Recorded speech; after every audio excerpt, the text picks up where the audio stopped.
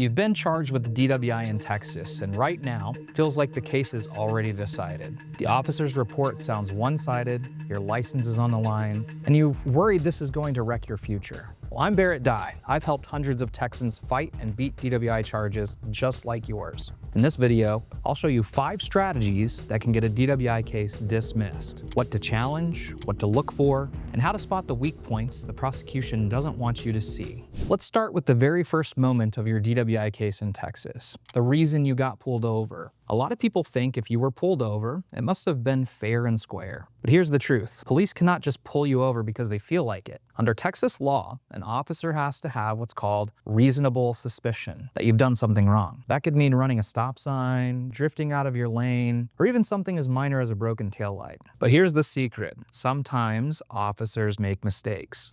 Really? Officers make mistakes? Yeah, they're human. They'll say you were weaving within your lane, but guess what? That's not always enough reason to pull you over in Texas. There's even case law here that says just floating within your lane one time isn't suspicious enough. If the cop can't show a real reason for the stop, then everything that happens after, the field test, the breath test, even the arrest, could get thrown out.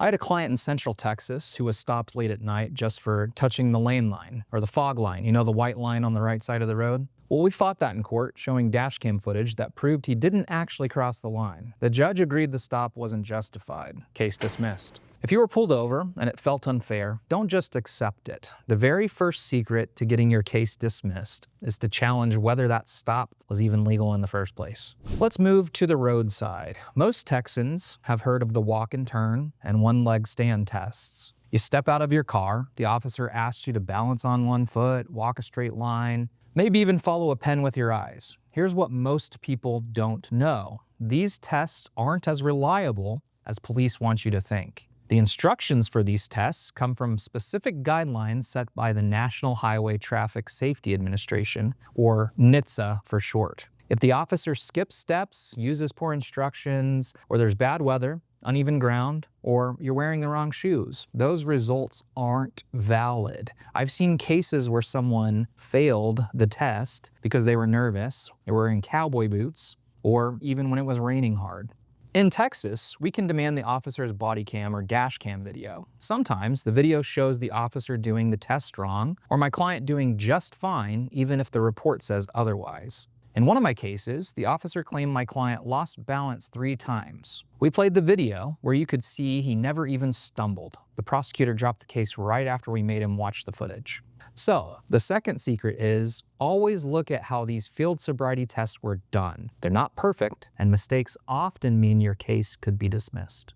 This next one surprises a lot of folks. Just because a breath test or blood test shows a result over the .08 legal limit, that doesn't mean it's a slam dunk for the prosecutor. These tests have to be done exactly right, and there are a lot of ways things can go wrong. First, look at the breathalyzer. Did the officer watch you for a full 15 minutes before the test? Did you burp or regurgitate? Even using mouthwash or chewing gum beforehand can mess with the results. Breath testing machines need regular maintenance and calibration. If the machine was overdue, the whole test might not even count.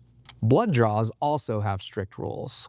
In Texas, the blood must be drawn by a qualified person, and the vials have to be sealed, labeled, and stored correctly. There have been instances where that blood draw has sat in a hot patrol car for several hours on end before getting to the lab. Now, tracking down the chain of custody records and proving those rules weren't followed should get those results tossed out quick. Here's the key. If the test wasn't handled by the book, the results can be challenged. And without that evidence, cases can fall apart fast. So the third secret for getting your DWI case dismissed in Texas is to dig deep into every step of the breath or blood test. Now let's talk about paperwork. The police report is supposed to be a careful, detailed record of everything that happened. Why you were stopped, how you looked, how you acted, what you said. But officers aren't perfect. Remember, they're human too. They work long shifts, write reports after dozens of stops, and sometimes they get the details wrong. Here's a story. I was working on a case where the police report claimed my client had bloodshot, glassy eyes and slurred speech.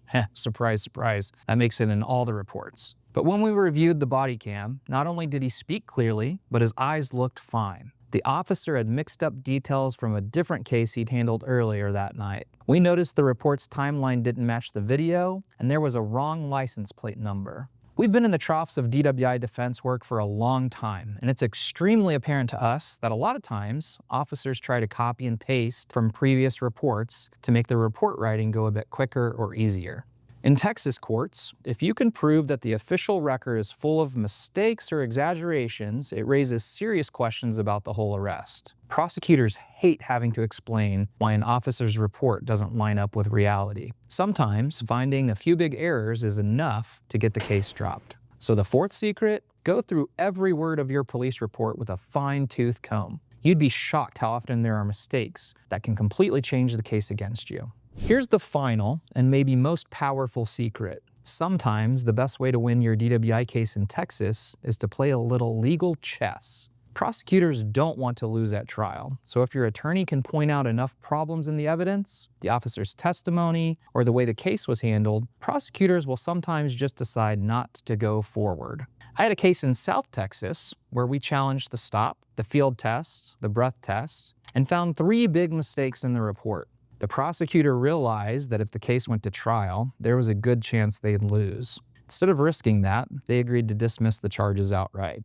Here's why this works.